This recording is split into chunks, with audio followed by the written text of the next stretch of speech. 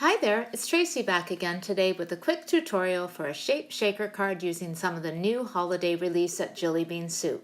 I used the new Adore Him stamp and die set for my card, but first I started out by creating a panel from Bristol Smooth cardstock using 2 shades of Distress Oxide inks. I used Fossilized Amber and Wild Honey to create an ambient glow that's just perfect for the manger.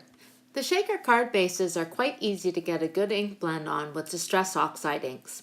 I rarely have any trouble with the ink not blending nicely, but I do start out slowly with less ink, and as I add more colors and layers, the colors become more saturated. I blend with a piece of paper inside to protect the inside of the card where my shaker will go, and another piece behind the card so that I'm not getting ink all over my work surface. A craft mat works just as well, but I do find it kind of slippery. I created my sky using broken china, salty ocean, faded jeans, wilted violet, and black soot for the ground. I took an extra minute to blend the ground more and really saturate it, and then I added a bit of black soot around all the edges of the card to really finish off the overall scene nicely. Once it was done, I covered the ground before I flicked on some water to the sky and absorbed the excess off with paper towel. The result is a starry night sky. You'll see at the end that I made a second card where I flicked water over the whole card. Both turned out really nicely, but I'm not sure which look I like more.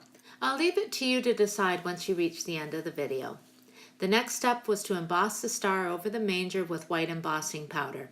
It's so important to make sure that the Distress Oxide ink is dry before prepping the surface with your embossing buddy.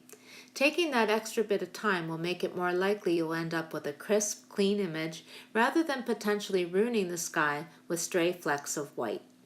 Once I finished the star, I cut a piece of pattern paper to line the inside of the card, leaving a 1/4-inch border.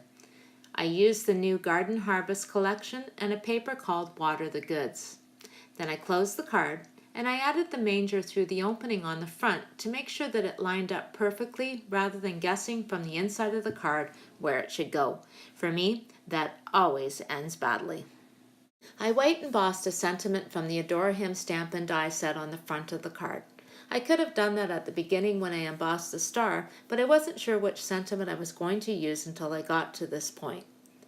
The last step was to prepare and finish off the shaker. I filled the insert up with some gold and silver jewels and white stars from the new traditional and tree mix shaker fillers. Once filled, place the shaker insert into the opening on the card and peel off the backing very gently because it's super sticky. Close the card, sealing around the opening with your fingers, and your card is done. Thanks so much for creating with me today, and I hope I've inspired you to make one of these easy shakers. Have a great day, and I'll see you next time.